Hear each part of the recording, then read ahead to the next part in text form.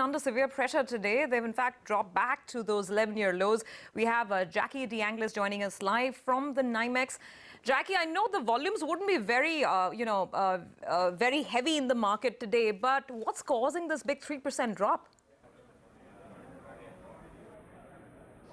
Okay, well, good reason for it. As you mentioned, volumes are going to be light as we head into New Year's. Certainly, a lot of people are on vacation. But you had 3 days of straight rising oil prices as we headed into Christmas and the long weekend. That's typical. It's the trader mentality to buy before there's an extended period of time off. So no one was really shocked by that. But you're having now a natural correction that also was anticipated because really fundamentally nothing has changed here when it comes to oil prices. What's really interesting, we've cracked $37 a barrel. And Brent is trading under WTI. So we've shifted from a spread where Brent was typically higher. Brent is out of favor now, and that certainly is something to watch. Part of the issue, of course, is the fact that the U.S. is talking about lifting that ban on exports. That would put WTI into the global marketplace. But part of it also is some of this news that's coming out of Saudi Arabia today about its budget. Numbers released for 2015 about near $100 billion deficit for this year. Of course, it is a little bit backward looking.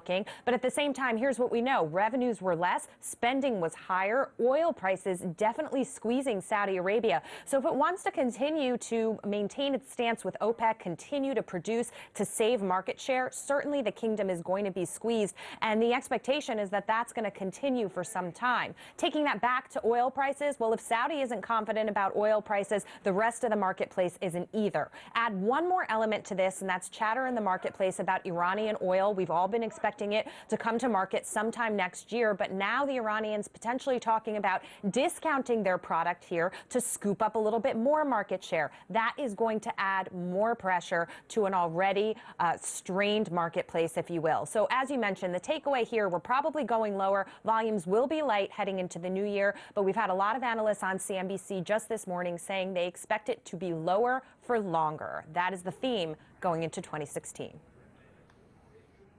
Prices will remain depressed in 2016. We also had OPEC saying don't expect $90 before 2040. Thanks a lot, Jackie, for joining us with that analysis.